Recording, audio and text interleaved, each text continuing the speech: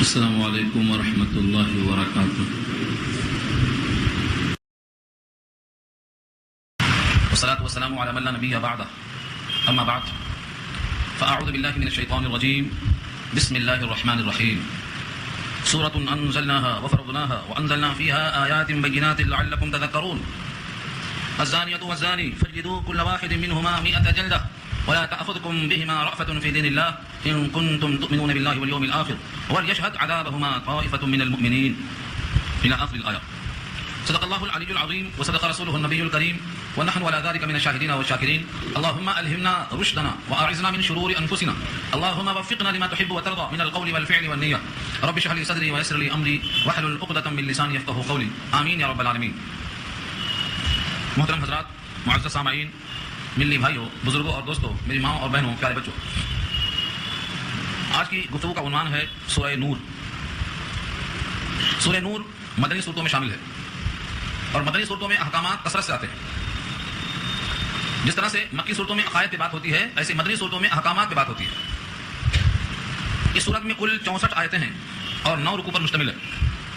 صورت کا نام سورہ نور اس واسطے رکھا گیا ہے کہ ان احکامات پر چل کر نور الہی اور جنت تک چلنے کا راستہ آسان ہو جاتا ہے. خود اس صورت میں جتنے احکامات ہیں یہ سب نور الہی کی طرف لے کر چلنے والے ہیں.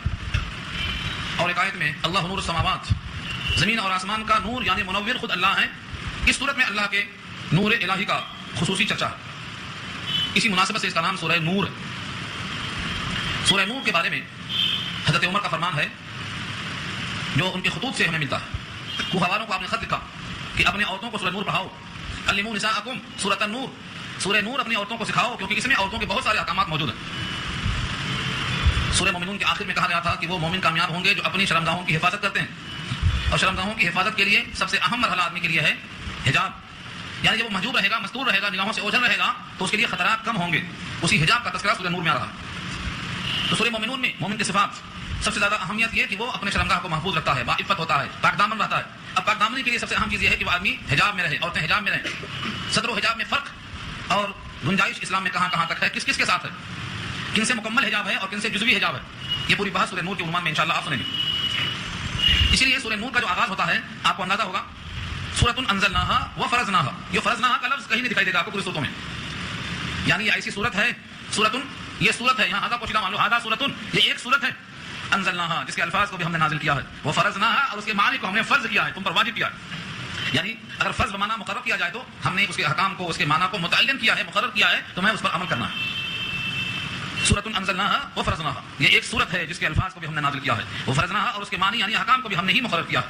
وانزلنا فیها آیات بینات اور اتارا ہے ہم نے اس صورت کے اندر بہت سی نشانیاں. آیات آیتن کی جمع ہے اور بینات اس کی صفت ہے، صاف صاف آیتیں نازل کی. لعلکم شاید کہ تم تذکرون نصیحت حاصل کرو، سمجھو اور عمل کرو. تو اللہ نے سورت کا آغاز جس طرح بہت سے صورتوں میں اللہ کی ثنا سے، اللہ کی حمد سے نہیں بلکہ صورت کے آغاز ہی سے بتا دیا کہ ان صورتوں کے اندر جو مضامین آتے ہیں یہ احکام اللہ کی طرف سے ہیں، تم انہیں تذکر کرو، ان میں دھیان دو. اور یہ تذکر اور دھیان کرنا نشانیوں میں تمہارے واسطے منظر مقصود کو متعین کرے گا. ان میں جو احکامات آئے ہیں آج معاشرے میں ان پر عمل کرنے کے لیے ہمارے پاس قوت نافذہ نہیں ہے. قوت نافذہ کا مطلب جس طرح سے کوئی چور چوری کرے اس کے ہاتھ کاٹنا ہے. ہم میں کون ہے جو ہاتھ کاٹ سکتا ہے؟ کیونکہ یہ تو فردن کوئی اس کا مخاطب نہیں ہے. اس سے تو مسلمانوں کی جو حکومت ہے وہ مراد ہے. زانی کو سنگسار کرنا، زانی کو 100 کوڑے مارنا، شراب پینے والے کو 80 کوڑے مارنا، تہمت لگانے والے کو 80 کوڑے مارنا، یہ کون کرے گا اس پر عمل؟ ایک لمحہ فکریہ ہے امت مسلمہ کے لیے کہ ان کا اجتماعی نظام درہم برہم ہے. انفرادی احکامات پر عمل کر رہے ہیں وہ بھی بلا تحقیق، بلا کسی نگرانی کے. تو ایک عمل ہوتا ہے انفرادی، روزہ رکھ لیا آپ نے، زکات دے دیا آپ نے، پڑوسی کے حقوق ادا کر دیا آپ نے، اپنے گھر والوں کو نماز کی پابندی کا راستہ دکھا دیا، تلاوت کر لیا، یہ نظام انفرادی کر لیا آپ نے. لیکن جو احکامات اجتماعی ہیں ان میں سے تعزیرات ہیں اور حدود ہیں. دو لفظ استعمال یاد رکھ لو، ایک حدود، ایک اصطلاح میں تعزیرات. حدود کہتے ہیں ان سزاؤں کو جن کو اللہ نے خود متعین کر دیا ہے، قاضی کے اوپر نہیں چھوڑا. یہ 4 ہیں حدود جنہیں کہا جاتا ہے. چور کے ہاتھ کاٹنا. اب یہ اور بات ہے کہ کتنے مال پہ کاٹنا، اس مال کی مقدار کو. پھر شرابی کو کوڑے مارنا، زانی کو 100 کوڑے مارنا اگر شادی شدہ نہیں ہے، جس کو ہم محسن کہتے ہیں. محسن اور غیر محسن کی اصطلاح ہے جس میں بات کرتے ہیں شادی شدہ ہے یا شادی شدہ نہیں ہے. شادی شدہ کا مطلب وہ ایک قلعہ میں بند ہے، چاہے تو حفاظت کر سکتا ہے اپنی. شادی شدہ ہے تو قلعہ میں بند ہے یعنی اس کے لیے حفاظت کرنا آسان ہے. شادی شدہ نہیں ہے اس کے مقابلے میں. تو محسن اور غیر محسن کی اصطلاح ہے جس کو ہم اردو میں شادی شدہ اور غیر شادی شدہ کہتے ہیں. اگر شادی شدہ ہے تو संगसार कर देने का हुक्म है, शादीशुदा नहीं है तो उसको 100 कोड़े मारने का हुक्म है। ये सब हुदूद कहलाते हैं, सजाएं मुतय्यन हैं। इनके अलावा जो सजाएं हैं उनको काजी फैसला करेगा और उस काजी के सवाब पर छोड़ दिया जाएगा, उनको ताज़ीरात कहेंगे। इस सूरत में हुदूद का तज़किरा भी आ रहा है और ताज़ीरात का भी तज़किरा आ रहा है। पहला हुक्म ताज़ीरात और हुदूद का हमारे माशरे में जानिया औरत का मसला है। जानिया औरत का जुर्म अगर साबित हो जाए तो उसको संगसार कर देंगे अगर शादीशुदा है, वरना 100 कोड़े मारेंगे, जिला वतन कर देंगे। इस आयत में यह मजमून आ रहा है, अजानी बाद में, अजानिया पहले। गौर से आप सुनेंगे, जहां कहां चोरी का जिक्र आता है वसारिकु वसारिकतु, तो पहले चोर मर्द का जिक्र आता है, चोर औरत का जिक्र बाद में आता है। लेकिन यहां जानिया का जिक्र पहले है, जानी मर्द का जिक्र बाद में। उसकी इल्लत क्या है? औरत के साथ अल्लाह ने शर्म हया रखा है, फिर भी अगर वो गलती करती है अपने शर्म हया के बावजूद तो वो ज़्यादा काबिल हैरत है। इसीलिए अजानिया का जिक्र पहले है, जानी का जिक्र बाद में। बखिलाफ चोरी करने के, वहां अल्लाह ताला ने वसारिकु वसारिकतु में चोर को मुकद्दम किया, इसलिए कि मर्द में शुजाअत है, बहादुरी है, कमाने का जौहर है। फिर भी वो मेहनत नहीं करके चोरी पे आमादा हो गया है तो उसके वास्ते वैसे शर्म है। इसी वास्ते सारिक मर्द को मुकद्दम किया और जानिया औरत को यहां मुकद्दम किया। अज़ानियतु वज़ानी, जानी मर्द, अज़ानी औरत, इन दोनों के वास्ते एक हुक्म दिया है, फजलिदू, जलदा जिल्द से बना, और जिल्द कहते हैं जो चमड़े की हो, तो फजलिदू के माने इनकी जिल्द पे मारो, कुल्ल वाहिदिन मिनहुमा, उनमें से हर एक को, औरत को भी और मर्द को भी। कितना मारना है? मिआता जल्दा, 100 कोड़े। मिआता 100, और जल्दा के माने कोड़े, 100 कोड़े मर्द को और 100 कोड़े औरत को मारे जाएंगे। अज़ानियतु वज़ानी फजलिदू कुल्ल वाहिदिन मिनहुमा मिआता जल्दा। अब कोई आम आदमी जो लफ्जों पे चलता है वो कहता है यहाँ पर 100 कोड़े का जिक्र तो है, लेकिन यहाँ पर संगसार का जिक्र नहीं है। कहां से लाए? या ऐसा ही होगा जैसे कोई कहे कि यहाँ तो नमाज पढ़ने का जिक्र है मगर ज़ुहर की 4 रकात कहां से लाए, तो क्या जवाब देंगे? कोई कहे यहाँ तो ज़कात का जिक्र है लेकिन 7.5 तोला सोने का जिक्र कहां से लाए, 52 तोला चांदी का जिक्र कहां से लाए, तो आप क्या जवाब देंगे? अल्लाह ताला ने कुरान करीम में उसूल को बताया और अल्लाह के नबी ने उन्हीं आयतों के ज़िम्न उस पर अमल करके सहाबा की टीम को तैयार किया। कुरान करीम में मनसूख होने की 2 शक्लें होती हैं। कभी तो आयत मनसूख हो जाती है, उसके बदले में दूसरी आयत आती है। आयत ने आयत को मनसूख कर दिया, मनसूख माने कैंसिल। कभी ऐसा होता है कि आयत तिलावत में आती है लेकिन हुक्म मनसूख होता है। कुरान करीम में उसकी तिलावत होती है लेकिन उसका हुक्म मनसूख होता है। और कभी ऐसा होता है कि तिलावत की मौके नहीं मिलते, तिलावत के वास्ते वो आयत दस्तयाब नहीं होती लेकिन हुक्म बाकी रहता है, तो उसको मनसूख तिलावा कहते हैं। उसमें से मिसाल इसी को दी जाती है। पहले यहाँ मौजूद था, हजरत उमर का फरमान है, नबी सल्लल्लाहु अलैहि वसल्लम का सहाबे के साथ कई वाक़यात में अमल है। क्या अमल है? कि ज़ानी को अगर वो शादीशुदा है तो आपने संगसार कर दिया। एक औरत का वाक़या है, गामिदिया, मशहूर है, गामिदिया औरत का वाक़या है, इसको संगसार किया गया और ये फरमाया कि किताबुल्लाह के मुताबिक फैसला किया, किताबुल्लाह के मुताबिक फैसला किया। तो संगसार करने का यहाँ जिक्र जब नहीं है और आपका इरशाद यह है कि मैंने जो संगसार किया है ये फैसला किताबुल्लाह के मुताबिक किया है, तो मतलब क्या हुआ? यहाँ पर मनसूख हो चुकी है वो आयत लेकिन हुक्म उसका बाकी है। और वो यही है कि अगर ज़ानी मर्द औरत शादीशुदा हैं तो 100 कोड़े मारने से काम नहीं चलेगा, उनको मार मार के हलाक कर दिया जाएगा। इसका नाम संगसार है। संग माने पत्थर, संग के माने पत्थर कहते हैं और संगसार के माने पत्थरों से मार मार के हलाक कर देना। इसमें 2 किस्म के वाक़े हैं। संगसार करने के वाक़े मिशकात के अंदर मौजूद है, गामिदिया का वाक़या मौजूद है और एक सहाबी का वाक़या मज़कूर है। वो पूरी बातें आपको यहाँ लाऊं मैं तो कई वाक़यात निकलेंगे। एक सहाबी का वाक़या बहुत मशहूर है, उनको नबी सल्लल्लाहु अलैहि वसल्लम ने भेजा कि जाके इनको संगसार कर दिया जाए। उन्होंने खुद अपनी गलती का एतराफ़ किया। जब उनको पहला मार लगा है, किस चीज़ का था? वो ऊँट की हड्डी का था। ऊँट की हड्डी को जो फेंक के मारा गया तो उनकी पेशानी से खून का फव्वारा निकला और मारने वाले जो सहाबी थे उनकी कैफियत ये हुई कि उस पर गुस्सा आया, उनको खून का उछलना, उनके जिस्म पे आना, गुस्सा आया। उन्होंने भाग के छोड़ के निकल के जाना चाहा तो उनको पकड़ लिया गया। जब पूरी कैफियत हुजूर के पास बताई गई तो आपने कहा कि तुम लोगों ने उनको छोड़ क्यों नहीं दिया? और ये फरमाया कि उनकी जो तौबा है बखुदा अगर वो तौबा तकसीम कर दी जाए तो सारे मदीने वालों की बख्शिश के वास्ते काफी हो जाए। इस शान की तौबा किया उन्होंने। आज लोग जुर्म को छुपाते हैं, उन्होंने अपने जुर्म का खुद नबी के पास पहुंचकर इजहार किया ताकि हमारी धुलाई यहाँ हो जाए। नामों का इंकशाफ न करना भी एक हिकमत है। अहादीस में नाम पूरे मौजूद है, औरतों के मर्दों के सारे मकामात मौजूद है। लेकिन ये संगसार बताना चाहता हूँ ये कि संगसार आपने खुद करवाया है। हज़रत उनैस से कहा तुम जाओ संगसार करके आ जाओ, उनका भी वाक़या मज़कूर है, गामिदिया का वाक़या मज़कूर है। एक दो नहीं कई वाक़यात मज़कूर हैं।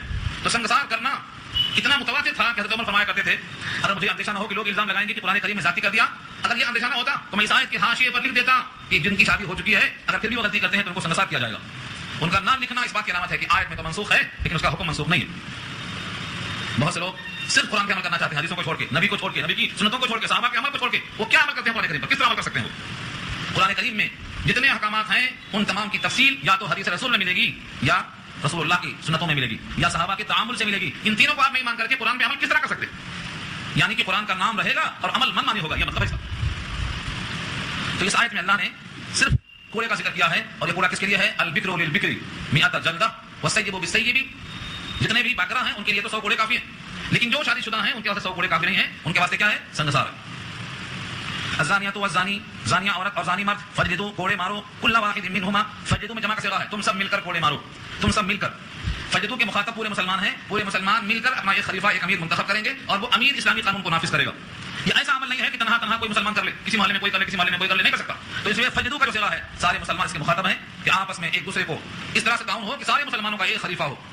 لیکن سوء قسمت یہ ہے کہ ہم کبھی ایک پر جمع نہیں ہو سکے. ہمارا انتشار، ہماری انانیت، ہماری خواہش نفس، ہماری دنیا طلبی اور مطلب پرستی اتنا بڑھ گئی ہے کہ ایک عقیدے پر رہنے والے، ایک کتاب کو ماننے والے، ایک رسول کو ماننے والے، ایک ہی جنت کی طرف کرنے والے یہ آپس میں دشمن بنے بیٹھے ہیں. اور دشمنوں نے ان کو ایسا تقسیم کر دیا ہے کہ اکٹھا ہونے کے قریب بھی نہیں ہے. کبھی ان کو تقسیم کر دیا جاتا ہے ملکوں میں، صوبوں میں، ضلعوں میں. کبھی تقسیم کیا جاتا ہے کہ تم اس صوبے کے ہیں، وہ اس صوبے کے ہیں. اسلام کی تقسیم ہے، یہ شیطان کی تقسیم ہے. یہ کالا ہے، یہ گورا ہے، یہ گورے نسل کا، یہ کالے نسل کا. نسلوں کی تقسیم اسلام کی ہے. جغرافیائی تقسیم، لسانی تقسیم، زبان کی تقسیم، یہ کوئی تقسیم ایسی نہیں ہے جو اسلام کی ہے. اسلام کی تقسیم وہ ہو جس میں بندے کو اختیار ہو، اختیار سے وہ کلمہ کفر کہہ سکتا ہے اور کلمہ ایمان بھی کہہ سکتا ہے. تو اسلام کی تقسیم کلمہ کفر ہے یا کلمہ ایمان ہے. ایمان پڑھنے والا، کلمہ پر جان دینے والا وہ مومن کا مومن بھائی ہے، اور کلمہ کفر کہنے والا وہ ہمارا دشمن ہے. اس لیے دشمن ہے کہ وہ اللہ کا باغی ہے، وہ اپنے مالک کو نہیں پہچانتا اور ہم مالک کے وفادار ہیں. جب مالک کا وفادار سامنے ہوتا ہے تو مالک کے غدار سے مقابلہ کرنا پڑتا ہے. اس وجہ سے دشمنی ہوتی ہے، وہ بھی ذات کے واسطے نہیں، اپنے ذات کے واسطے نہیں. تو مومن اگر اس طرح سے متحد و متفق ہو جائے تو اسلام کے قوانین نافذ ہو سکتے ہیں. لیکن آج یہ امکان نظر نہیں آتا ہے. لوگوں نے ٹکڑے ٹکڑے کر دیا ہے، مسلمانوں کی خلافت کو پارا پارا کر دیا ہے. اب ان کا پھر سے جمع ہونا بہت ہی ممکن نظر نہیں آتا جب تک کہ اللہ کی خصوصی رحمت نہ ہو. دلوں کا جوڑنا یہ اللہ کی رحمت ہے. تو بہرحال یہاں ایک حکم ہے، اس حکم پر عمل کرنے کے واسطے اسلامی خلافت ضروری ہے، یہ افراد کے واسطے نہیں ہے. اب یہ نہ کہیں کہ ہم تو فارغ البال ہو گئے، ہمارا ذمہ کم نہیں ہے. ہمارا ذمہ کم سے کم دعا کرنا ہے کہ اللہ مسلمانوں کو ایک خلیفہ پر متفق کر دے. یہ دعا کر سکتے ہیں ہم، اس کے حق میں ہم دعا کو ہونا چاہیے. الزانیۃ والزانی فجلدوا کل واحد منہما 100 جلدہ. زانیہ عورت اور زانی مرد کوڑے مارو، ان میں سے ہر ایک کو 100 جلدہ، 100 کوڑے، 100 درے مارو جو چمڑے کا ہوتا ہے. اب بسا اوقات ان پہ رحم آتا ہے، ہمدردی آتی ہے. ان کو دیکھ کر دل میں خیال آتا ہے کہ اتنی شدید سخت سزائیں کیوں ہیں. یورپ اسلام پر اعتراض کرتا ہے ان سزاؤں کو دیکھ کر کہ مسلمانوں کے پاس سزائیں بڑی وحشیانہ ہیں. ایک چھوٹی سی غلطی پہ سزا، اتنی بڑی سزا کہ پتھروں سے مار مار کے ہلاک. اور شاید آپ کو یہ ذہن آئے اگر کسی نے کسی کو قتل کر دیا ہے، قتل کر دیا اور اس کے ورثہ اس کو معاف کر دیں تو قصاص چل جائے گا. لیکن اگر کسی نے کسی کے ذریعے سے یہ غلطی کی ہے، زنا کیا ہے اور ورثہ اس کو معاف کر دیں تب بھی اس کو سنگسار کیا جائے گا، سزا معاف نہیں ہوگی. فرق سمجھ آ رہا ہے؟ اسلام میں بے حیائی کو برداشت نہیں کیا گیا. کسی کو قتل کر دیا گیا اور اس کے ورثہ معاف کر دیں، یوں ہی معاف کر دیں یا دیت لے کر معاف کر دیں تو قصاص چل سکتا ہے. لیکن اگر زنا کر لیں، شادی شدہ جوڑے اور ورثہ معاف کر دیں تو بھی وہ زنا کی وجہ سے سنگسار کو ٹال نہیں سکتے. اتنا بڑا فرق ہے. اسی کو لے کر یورپ والے اچھالتے ہیں کہ اسلام میں دیکھو قتل کر دیا تو معاف ہو سکتا ہے لیکن زنا کر دیا تو معاف نہیں ہو سکتا. در حقیقت دیکھنے میں بہت آسان ہے لیکن زنا کا ارتکاب انسانیت کا قتل ہے، حیا کا قتل ہے. اللہ تعالیٰ نے جو بندے کو شرافت اور خلافت دی ہے، جو اعزاز بخشا ہے، اس اعزاز کا قتل ہے. اور دنیا میں جتنے قتل ہوتے ہیں، جتنے فساد خریزیاں ہوتی ہیں، اگر آپ اس کی تحقیق کریں گے تو کوئی نہ کوئی عورت نکلے گی اس کی جڑ میں جہاں سے فساد شروع ہوا. ہر قتل کے پیچھے، ہر فساد کے پیچھے، ہر خریزی کے پیچھے کوئی نہ کوئی خاتون آپ کو ملے گی. اسی لیے اور اس کی وجہ سے انسان کا نسب سب غیر محفوظ ہو جاتا ہے. زنا کرنے والوں کو پتہ نہیں چلتا ہے کہ اس میں کس نے کتنے زنا کر چکا ہے اور کون اس کی بہن ہے، کون اس کی ماں ہے، کون اس کی بیٹی ہے، پتہ نہیں چلتا. چنانچہ آج ہر یورپ میں جا کر دیکھ لو ان کی نسلوں کو پتہ نہیں ہے کہ بیٹی کون ہے. کیونکہ نکاح سے جس طرح رشتہ قائم ہوتا ہے ایسا ہی زنا کرنے سے بھی قائم ہو جاتا ہے وہ نسب، جس کا نام ہے حرمت مصاہرت. اگر کسی نے کسی سے زنا کر لیا، اگر نکاح نہیں ہوا ہے تو بھی اب اس کی بیٹی سے نکاح نہیں کر سکتا. کیوں؟ زنا سے بھی حرمت مصاہرت ثابت ہوتی ہے. اب مجھے بتاؤ کہ جس ملک میں زنا اتنا عام ہو چکا ہے وہاں کیسے معلوم ہوتا ہے کہ کون اس میں بہن ہے، کون بیٹی ہے، کون ماں ہے. اس طرح سے اگر کوئی ان سے نکاح کر لے جو حرمت مصاہرت کے باوجود منع ہے آپ کے لیے تو یہ اس سے زیادہ شدید جرم ہے. اسی واسطے اللہ نے قرآن کریم میں زانی کو جب شادی شدہ ہو تو جینے کا حق نہیں رکھا ہے، اسے سنگسار کر دینے کا حکم ہے تاکہ نسب باقی رہے، نسب محفوظ رہے اور بے حیائی کا ارتکاب ختم ہو جائے. جب قوم اس کو نہیں مانتی ہیں تو اللہ کی طرف سے عذاب آتا ہے. ایڈز کا عذاب یہ عذاب ہی ہے، جب تک آنکھ نہ کھلے تب تک بیماری کہہ لو، جس دن آنکھ کھل جائے گی اس کو اللہ کا عذاب مان لینا. یہ اللہ کا عذاب ہے. اگر اللہ کی حرمت کو نہیں مانو گے تو اللہ ایسا عذاب دے دیں گے کہ تم کو موت خود آ جائے گی بیماری سے. آج کتنے انسان ہیں جو ایڈز کا شکار ہیں اور اس میں تقریباً وہی لوگ ہیں جن کی جنسی بیدار نبی کھلا کھلا چل رہی ہے. اس لیے اللہ فرماتے ہیں ان کو کوڑا مارنے میں رحم نہیں کھانا. مطلب یہ ہے وَلَا تَأْخُذْكُمْ بِهِمَا رَأْفَةٌ فِي دِينِ اللَّهِ. اللہ کے دین کے قائم کرنے میں، اللہ کے دین کے معاملے میں ذرا رحم نہ آنا چاہیے. وَلَا تَأْخُذْكُمْ تم کو نہ پکڑ لے، بِهِمَا ان دونوں کے ساتھ، رأفتن ہمدردی اور رحم، فی دین اللہ اللہ کے دین میں. یعنی کوڑا مارتے ہوئے یا سنگسار کرتے ہوئے کسی قسم سے ان پر نرمی اور رحمت نہ آنے پائے کیونکہ یہ اللہ کے دین کا معاملہ ہے، اس کو جو کا تو نافذ کرنا ہے، پورا پورا نافذ کرنا ہے. ان کنتم تؤمنون باللہ والیوم الآخر. اگر ہو تم ایمان والے، اگر تم ایمان رکھتے ہو اللہ پر اور یوم آخرت پر تو تمہارے ذمہ لازم ہے کہ اللہ کا حق، اللہ کا قانون نافذ کرتے ہوئے تم کو ذرہ برابر معاملے میں رحم دینا آنا چاہیے. اب کوئی کہے کہ بھائی جس معاملے میں رحم کھانا منع ہے تو ہم نہیں جائیں گے، ہم گھر میں بیٹھ جائیں گے. اگر ہم جائیں گے تو دل میں رحم آ جائے گا. اللہ فرماتے ہیں کہ اس معاملے میں جب کوڑا مارا جائے یا سنگسار کیا جائے تو مسلمانوں کا ایک بہت بڑا گروہ اس کا مشاہدہ آنکھوں سے کرے تاکہ دوسروں کو عبرت حاصل ہو. یہ ایسا مقام ہے جہاں لوگوں کی حاضری مطلوب ہے. اللہ کے الفاظ میں دیکھو وَلْيَشْهَدْ عَذَابَهُمَا طَائِفَةٌ مِّنَ الْمُؤْمِنِينَ, اور چاہیے کہ مشاہدہ کریں ان دونوں کے عذاب کو ایک جماعت مسلمانوں کی. مشاہدہ کریں, دیکھیں کہ اس جرم کی سزا کیا رکھا ہے اللہ نے, اور اللہ کی نگاہ میں بے حیائی کا ارتکاب کرنے والا کتنا شدید جرم کرنے والا ہے. مشاہدہ کریں. وَلْيَشْهَدْ یہ امر مجہول ہے. امر مجہول کے معنی جس کا مخاطب متعین نہ ہو. چاہیے کہ مومنین حاضر رہیں. اگر یہ ہوتا کہ تم حاضر رہو تو امر معروف ہوتا, لیکن یہاں کیا کہا چاہیے کہ مومنین حاضر رہیں, تو یہ امر مجہول ہے. وَلْيَشْهَدْ چاہیے کہ مشاہدہ کریں عذابہما ان دونوں کے عذاب کو طائفتٌ ایک گروہ من المؤمنین ایمان والوں میں سے. یہاں تک ایک بات پوری ہو گئی کہ یا تو 100 کوڑے مارا جائے گا اور یا تو پھر ان کو سنگسار کیا جائے گا. 2 حالتیں بتائی گئی. کبھی کبھی معاملہ الٹا ہو جاتا ہے, گاؤں کے لوگ فیصلہ کر دیتے ہیں شریعت سے ہٹ کے. نبی صلی اللہ علیہ وسلم کے زمانے میں بھی ایسا واقعہ پیش آیا تھا. ایک غلام تھا اور وہ خاتون کے ساتھ نوکری کرتا تھا, گھر میں کام کاج کرتا تھا. شوہر کی غیر موجودگی میں اس غلام نے اپنی ملکہ سے دوستی کر لیا اور قربت تک بات پہنچ گئی, بات زنا تک آ گئی. غریب آدمی پر لوگ جب بھی ظلم کرتے تھے آج بھی کرتے ہیں. اس غلام کو کہا گیا کہ تمہارے ذمہ اتنی بکریاں ہیں, تم اتنی بکریاں دے دو اور تمہارے اوپر اتنے کوڑے مارے جائیں گے. لیکن جب یہ فیصلہ نبی صلی اللہ علیہ وسلم کے پاس گیا اور لوگوں نے مطلوب کیا کہ کتاب اللہ سے فیصلہ ہونا چاہیے, تو آپ نے کہا کہ یہ غلام تو غیر شادی شدہ ہے, اس کے اوپر صرف 100 کوڑے لگیں گے اور جلا وطنی اس کی نہیں ہوگی. البتہ جو عورت ہے جس نے اقرار کر لیا ہے وہ شادی شدہ تھی, لہٰذا اس کو سنگسار کیا جائے گا. تو نبی صلی اللہ علیہ وسلم نے حضرت انیس کو بھیج کر اس خاتون کو اقرار کے بعد سنگسار کر دیا اور غلام پر جو جرمانہ عائد کیا گیا تھا بکریوں کا اس کو معاف کر دیا اور 100 کوڑے مار کے جلا وطنی کو ختم کر دیا. یہ معلوم ہو گیا شریعت میں کہ جو سزائیں مقررہ ہیں متعینہ ہیں ان میں کوئی کمی زیادتی نہیں ہو سکتی ہے. ان کو حدود کہا جاتا ہے. ان میں 4 سزائیں متعینہ ہیں خاص طور سے, ایک زنا کی, ایک چوری کی, اور ایک شراب کی, اور ایک تہمت لگانے کی. یہ 4 سزاؤں پر سزا اللہ نے خود نافذ کر دی ہے جس کا نام حدود رکھا ہے. بقیہ سزائیں قاضی کے سوادے پہ چھوڑ دیا ہے, جو فیصلہ قاضی کرنا چاہے وہ کر سکتا ہے حالات کو دیکھ کر. یہ پہلی آیت کا مضمون پورا ہوا. اب دوسری آیت دیکھیے, نفسیات کا سبق ہے. الزانی لا ينكح الا زانیة او مشرکہ, زانی مرد نکاح نہ کرے مگر زانیہ عورت سے یا مشرکہ عورت سے. والزانیة لا ينكحها الا زان او مشرک, اور زانیہ عورت نکاح نہ کرے مگر زانی سے اور مشرک سے یا مشرک سے. وحرم ذلك على المؤمنین, اور حرام کر دیا گیا ہے ایسا نکاح کرنا مسلمانوں پر. وحرم ذلك على المؤمنین, ایمان والوں پہ حرام کر دیا گیا. ترجمہ بہت ظاہر ہے لیکن آپ کے ذہن میں کئی اشکالات آ سکتے ہیں, اور اس آیت پر اشکالات کیے گئے ہیں اس لیے کہ مومن کا مومن سے نکاح بہرحال درست ہے چاہے وہ کتنا ہی گناہگار ہو, لیکن مومن کا نکاح مشرک سے نہیں ہو سکتا اور مشرک کا نکاح مومن سے نہیں ہو سکتا. یہ باتیں ہیں, لیکن یہاں اللہ تعالیٰ نے مشرکہ کو زانیہ کے ساتھ جوڑ دیا اور مشرک کو زانی کے ساتھ جوڑ دیا. کیا دونوں میں تعلق ہے؟ مشرک شرک کرنے والا, ایک سجدہ گاہ میں سکون نہیں آتا, کئی سجدہ گاہوں میں سجدہ مارنے والا مشرک کہلاتا. اور زانیہ جس کو ایک بستر پہ تسکین نہیں ہوتی ہے, کئی شوہروں کی تلاش کرتی ہے. اور اگر زانی مرد ہے تو ایک جگہ اس کو سکون نہیں آتا ہے, وہ کئی جگہ تسکین کے واسطے پھرتا رہتا, تو یہ بھی در بدر مارا مارا پھرتا ہے اور وہ بھی در بدر ٹھوکریں کھاتا پھرتا ہے. یہ دونوں ہرجائی ہیں, ان کی ایک جائی سے نہیں بنتی. یہ اپنے عقیدے کے لحاظ سے ہرجائی ہے, وہ اپنے جنس کے لحاظ سے ہرجائی ہے. اسی واسطے مومن پر یہ دونوں قسمیں حرام ہیں. مومن نہ مشرک کو پسند کر سکتا ہے نہ مشرکہ کو پسند کر سکتا ہے. مومن نہ زانی کو پسند کرتا ہے نہ زانیہ کو پسند کرتا ہے. یہ دونوں اللہ کے مجرم ہیں, ایک عقیدے کا مجرم ہے ایک عمل کا مجرم ہے. اس آیت میں دونوں کو پیش کیا گیا ہے, صرف شدت بیان کی گئی ہے. حقیقت تو یہ ہے اگر کوئی مرد زانیہ سے نکاح کر لے تو نکاح ہو جائے گا, لیکن مشرکہ سے نہیں ہوگا. اگر آپ کسی مشرکہ سے نکاح کریں گے تو نکاح ہی نہیں ہوگا, نکاح ہی باطل ہے. لیکن زانیہ سے نکاح کریں گے تو ہو جائے گا. لیکن یہاں اللہ نے کہا ہے کہ ایمان والوں پر یہ نکاح حرام ہے. پھر کیا مطلب ہو جانے کا؟ اصل تفصیل یہ ہے اس کی کہ مومن غیور ہوتا ہے, مومن غیرت والا ہوتا ہے. مومن کو یہ بات پسند نہیں آتی کہ اس کی بیوی کسی اور مرد کے پاس جائے. اگر کسی انسان کو اس میں غیرت نہیں آتی تو وہ غیور انسان نہیں ہے, وہ دیوس ہے. اس کو دیوس کہا گیا ہے. دیوس کے معنی بالکل لا خیرہ, بے غیرت, بے شرم. جس طرح اللہ تعالیٰ نے مثال دے کے بتایا ہے, کئی آیتیں ہیں, کئی حدیثیں ہیں. ایک صحابی فرماتے ہیں اسی واقعے میں نبی صلی اللہ علیہ وسلم نے ان کے غیرت کو ابھارنے کے لیے ایک مثال دے کے بتایا. ہم نے سورہ فاتحہ کے درس میں یہ مثال دی تھی, آپ کو یاد ہوگی. اگر تم میں سے کوئی شخص اپنی بیوی کے ساتھ غیر مرد کو پائے تو کیا کرے گا؟ یہ صحابی ہیں حضرت سعد بن معاذ, وہ کھڑے ہو کے بولتے ہیں کہ اللہ کے رسول ہم 4 ٹکڑے کر دیں گے, 2 مرد کے 2 عورت کے. فرمایا نبی صلی اللہ علیہ وسلم نے, اے سعد یہ تمہاری غیرت ایمانی ہے, یہ تمہاری غیرت ایمانی ہے کہ تم اس چیز کو دیکھ کر برداشت نہیں کر سکو گے. لیکن سنو, انا اغیر منکا, میں تم سے بھی زیادہ غیرت مند ہوں. اور آگے فرمایا واللہ اغیر منی, اور اللہ مجھ سے زیادہ غیرت مند ہے. جب کوئی بندہ یا بندی اپنی پیشانی کو اللہ کے غیر کے سامنے سجدہ کر دیتا ہے تو اللہ کو ایسے ہی جلال آتا ہے. یہ تمثیل دیکھو کدھر سے بات کدھر جا رہی ہے, جنس کی طرف سے بات جا رہی ہے, جنسیت کی طرف سے. کوئی شوہر اپنی بیوی کے ساتھ غیر مرد کو برداشت نہیں کرے گا, یہ غیرت ہے, یہ حمیت ہے. اور یہ غیرت نبی نے اپنی مثال دیتے ہوئے پھر اللہ تک پہنچایا. اللہ شرک کو اتنا ناپسند کرتے ہیں.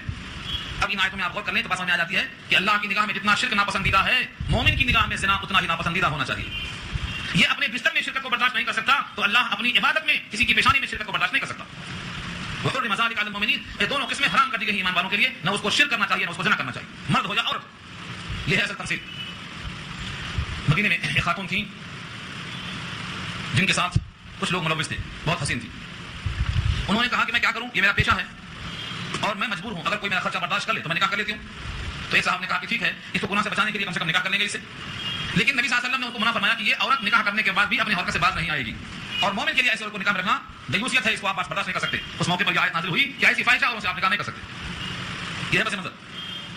الزانی لا ينكح الا زانیہ، زانی مرد نکاح نہ کرے مگر زانیہ سے، او مشرکہ یا مشرکہ سے. دونوں ہرجائی ہیں، دونوں کی باہم نبھ سکتی ہے، لیکن مومنہ اور مومن پر دونوں برداشت نہیں ہو سکیں گے.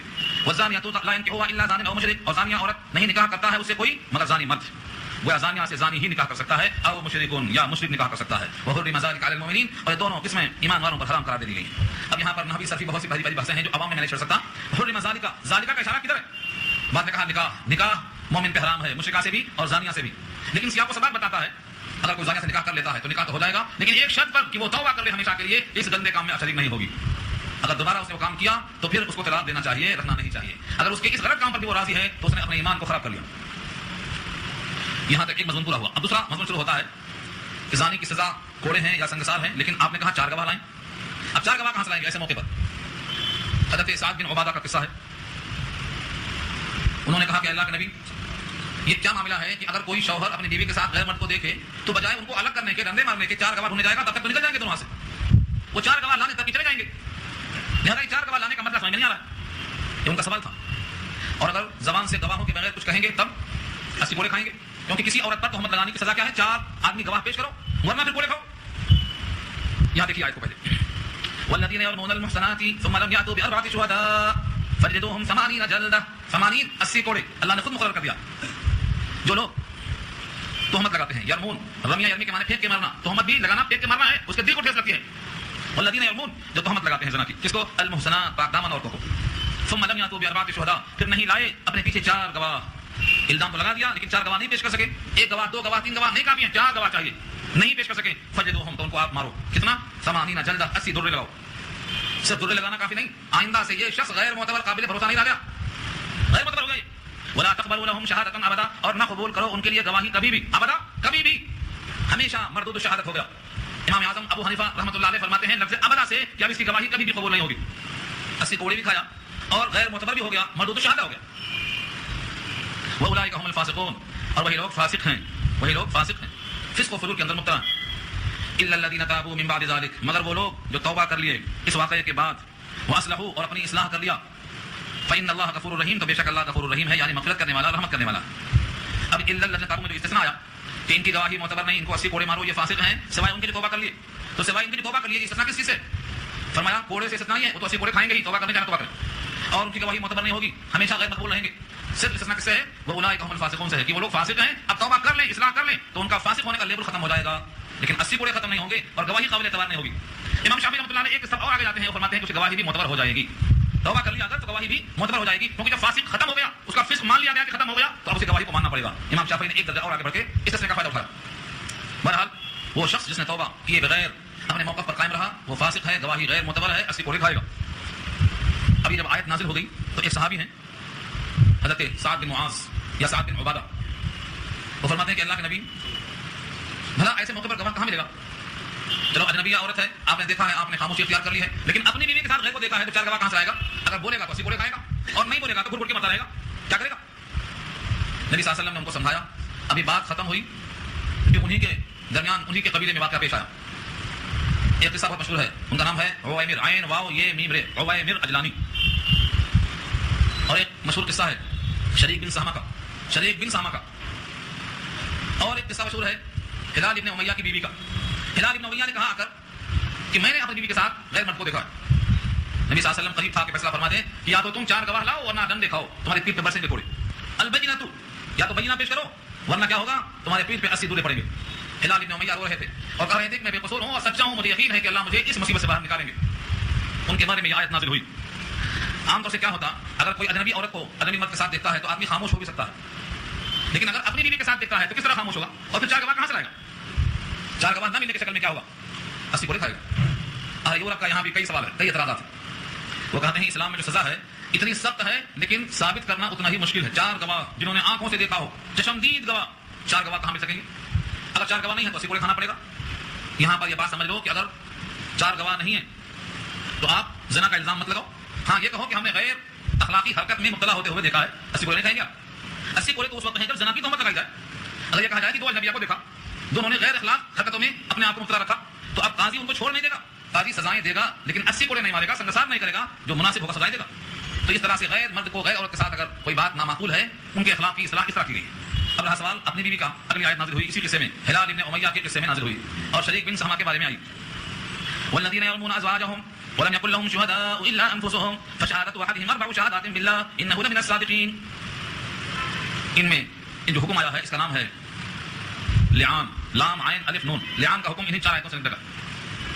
عورت کے شوہر نے الزام لگایا, عورت کو بلایا جائے گا, شوہر کو بلایا جائے گا, شوہر سے کہا جائے گا تیرے پاس کوئی گواہ ہے؟ گواہ نہیں ہے. اگر گواہ ہیں تو 4 گواہ پیش کر دے, عورت کو سنسار کیا جائے گا. اور اگر 4 گواہ نہیں ہیں تو پھر 4 قسمیں لی جائیں گی. 4 قسموں میں کیا کہے گا کہ میں سچا ہوں یا عورت جھوٹی ہے, اور 5ویں میں کہے گا اگر میں جھوٹا ہوں تو مجھ پر اللہ کی لعنت ہو. ایسے ہی 4 قسمیں عورت کھائے گی اور 5ویں میں کہے گی اگر میں جھوٹی ہوں تو مجھ پہ خدا کا غضب ہو. وہ لعنت کا لفظ نہیں کہے گی, غضب کا لفظ کہے گی. اس کی علت لکھا ہے کہ عام طور سے عورتیں لعنت کرتی رہتی ہیں, تو لعنت کے الفاظ کثرت سے استعمال کرتی ہیں تو ان کو لعنت سے ڈر نہیں لگتا. ان کے واسطے لفظ چینج کر کے غضب کہا گیا. اگر میں جھوٹی ہوں تو مجھے خدا کا غضب ہو, تو غضب کے لفظ سے وہ ڈر جاتی. ان 4 آیتوں میں یہ مضمون آ رہا ہے. دیکھیے والذین یرمون, اور جو تہمت لگائیں ازواجہم اپنے منکوحہ بیویوں کو, ولم یکن لہم, اور نہ ہو ان کے لیے شہداء کوئی گواہ, الا انفسہم, مگر اپنی جان, اپنی ذات سے انہوں نے دیکھا ہے آنکھوں سے, کوئی گواہ موجود نہیں ہے.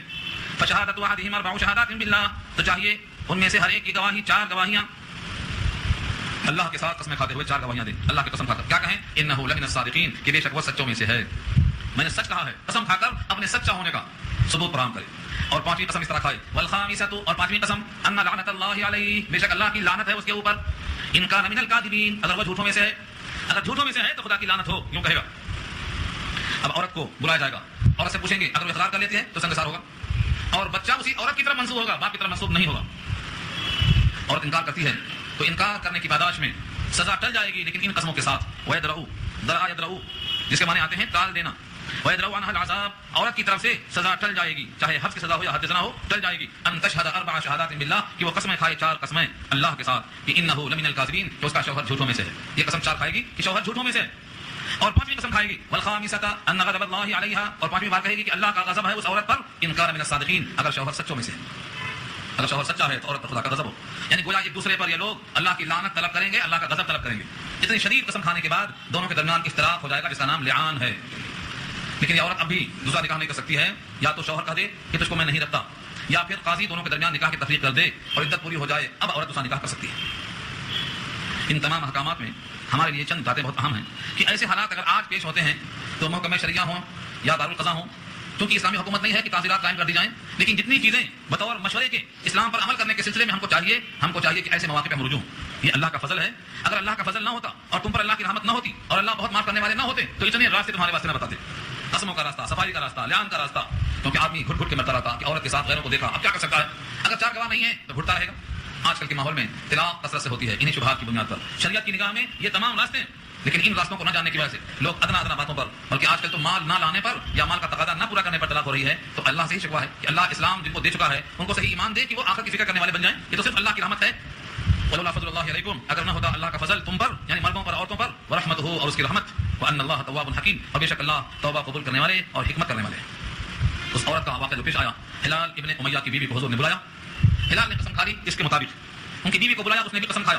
جب 4 قسم کھایا اور 5ویں قسم کھانے گئی تو تھوڑا رک گئی. آپ نے کہا دیکھو سوچ لو, 5ویں پر خدا کے غضب کی حقدار بن جاؤ گی اور وہ بھی جہنم کا ایندھن ہوگا. کچھ دیر تک وہ رک گئی, ٹھہر گئی. پھر اس نے کہا کہ میں اپنے قوم کو ہمیشہ کے بعد رسوا نہیں کروں گی. یہ کہا کر 5ویں قسم کھا لی. عورت نے قسم کھا لیا, دنیا کی رسوائی سے بچ گئی, لیکن اللہ کا غضب ہو اگر میرا شوہر سچا ہے, یہ کہہ گئی ہے, ایک معنی میں اللہ سے غضب کو مانگ گئی ہے. تو جھوٹ بول کر آدمی بچ جاتا ہے, دنیا کے سزاؤں سے بچ جاتا ہے, لیکن سزاؤں میں دنیا کی سزا بڑی ہلکی ہوتی ہے, اصل سزا تو آخرت کی. اس لیے بندے کو ہمیشہ آخرت کا یقین ہونا چاہیے. جب تک آخرت کا یقین نہیں ہوگا بندہ ان گناہوں سے نہیں بچ سکتا.